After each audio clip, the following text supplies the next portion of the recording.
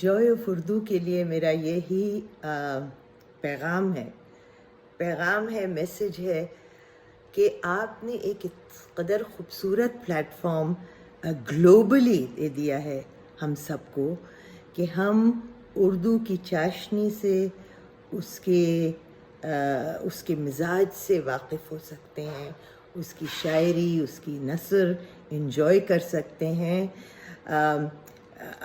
I wish you luck۔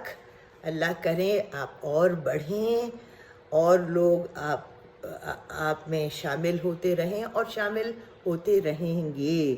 یہی ایک اچھی چیز کا جادو ہے کہ کوئی بھی اچھی چیز جب چلتی ہے تو وہ چلتے چلتے خوب بڑھ جاتی ہے اور ہر طرف پھیل جاتی ہے۔ تو اسی طرح انشاءاللہ جوائے آف اردو بھی دنیا کے کونے کونے میں انشاءاللہ ضرور اردو بولنے اور سمجھنے والوں کے لیے ایک یونیک میڈیم ہے۔ Best of luck joy of Urdu, may you grow and glow. یہ مجاز کی ایک اور غزل ہے جس کا نام ہے آوارہ۔ آوارہ اور کچھ اس قدر فرمائشیں اس غزل کی آئیں جب میں نے وہ نظم ان کی پڑھی رات اور ریل، اس کے بعد بہت سے لوگوں نے مجھ سے یہ فرمائش کی کہ آوارہ پڑھوں، جو کہ خود مجھے بہت پسند ہے، بہت پسند ہے، کیونکہ مجاز ہیز کیپچرڈ آوارگی، یعنی کہ ایک aimlessness, when you are aimless and you wander around، آوارہ، تو اس آوارگی کی اسپرٹ کو جو مجاز نے کیپچر کیا ہے، اس ڈیسولیشن کو، تنہائی کو، اس سے زیادہ خوبصورت نہیں ہو سکتا۔ it's a deeply moving poem and it can only have been written by a soul that was tormented، یا وہ روح جو آوارہ تھی وہی یہ لکھ سکتی تھی۔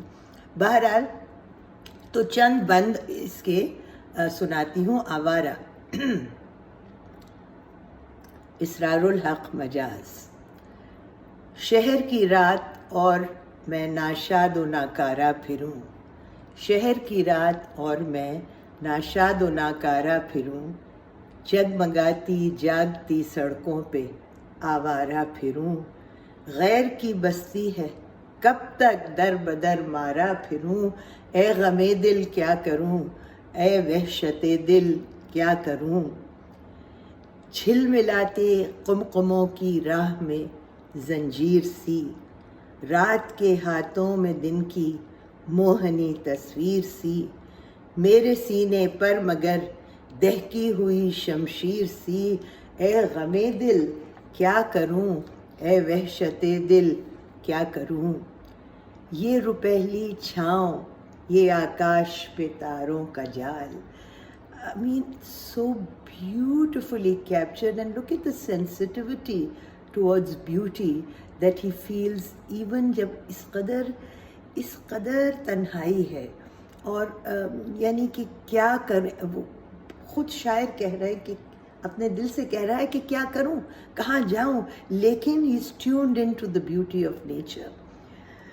یہ روپہلی چھاؤں یہ آکاش پہ تاروں کا جال، جیسے صوفی کا تصور جیسے عاشق کا خیال، آہ لیکن کون جانے کون سمجھے جی کا حال، اے غم دل کیا کروں، اے وحشت دل کیا کروں۔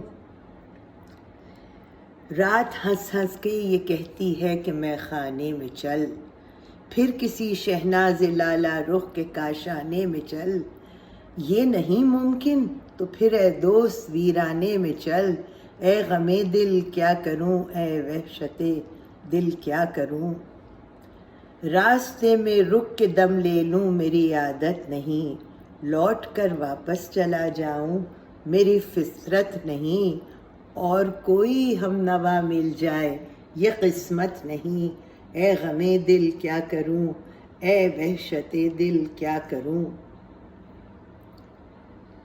جی میں آتا ہے کہ اب عہد وفا بھی توڑ دوں، ان کو پا سکتا ہوں میں یہ آسرا بھی توڑ دوں، ہاں مناسب ہے یہ زنجیر ہوا بھی توڑ دوں، اے غم دل کیا کروں، اے وحشت دل کیا کروں۔ اور اب اس جو میں بند پڑھ رہی ہوں یہ میرا بہت ہی فیوریٹ ہے۔ there's something so beautiful about the analogy جو اس میں کمپیئر کیا ہے اس رات کو there is deep poetic irony in this band which I love۔ تو یہ مجاز کہہ رہے ہیں کہ ایک محل کی آڑ سے نکلا وہ پیلا ماہتاب، جیسے ملا کا امامہ جیسے بنیے کی کتاب، جیسے مفلس کی جوانی جیسے بیوہ کا شباب، اے غم دل کیا کروں، اے وحشت دل کیا کروں، اے غم دل کیا کروں، اے وحشت دل کیا کروں۔ And I just want to read this again because I think it's just beautiful۔ ایک محل کی آڑ سے نکلا وہ پیلا ماہتاب، جیسے ملا کا امامہ جیسے بنیے کی کتاب، جیسے مفلس کی جوانی جیسے بیوہ کا شباب، اے غم دل کیا کروں، اے وحشت دل کیا کروں۔ اور ہمارے بچوں کے لیے جو شاید اتنی اردو، حالانکہ یہ تو بہت آسان اردو ہے لیکن نہ سمجھ پائیں، یہ میں کہنا چاہتی ہوں کہ یہ جو میں نے پڑھا ہے نا، مجاز نے اس خوبصورت چاندنی رات کو کمپیئر کیا ہے، یعنی کہ جیسے ایک مفلس کی، ایک غربت کی جوانی ہوتی ہے تو بیکار ہوتی ہے، کیونکہ غربت کی جوانی نہ اپنے آپ کو سنوار سکتی ہے نہ سنگھار کر سکتی ہے، تو وہ جوانی بیکار ہوتی ہے۔ یا جیسے بیوہ کا شباب، یعنی بیوہ کا حسن سمجھیے ایک طرح سے اس کے لیے یا دنیا کے لیے بیکار ہی ہو گیا کیونکہ وہ بیوہ ہو گئی۔ تو دیر از ڈیپ میلنکلی ہیئر، اور اس کو ضرور پڑھیے گا، اس غزل کو، اس کا نام ہے آوارہ، اور یہ شروع ہی اس طرح خوبصورتی سے ہوتی ہے جس طرح میں نے آپ سے کہا۔ شہر کی رات اور میں ناشاد و ناکارہ پھروں، جگمگاتی جاگتی سڑکوں پہ آوارہ پھروں، غیر کی بستی ہے کب تک در بدر مارا پھروں، اے غم دل کیا کروں، اے وحشت دل کیا کروں۔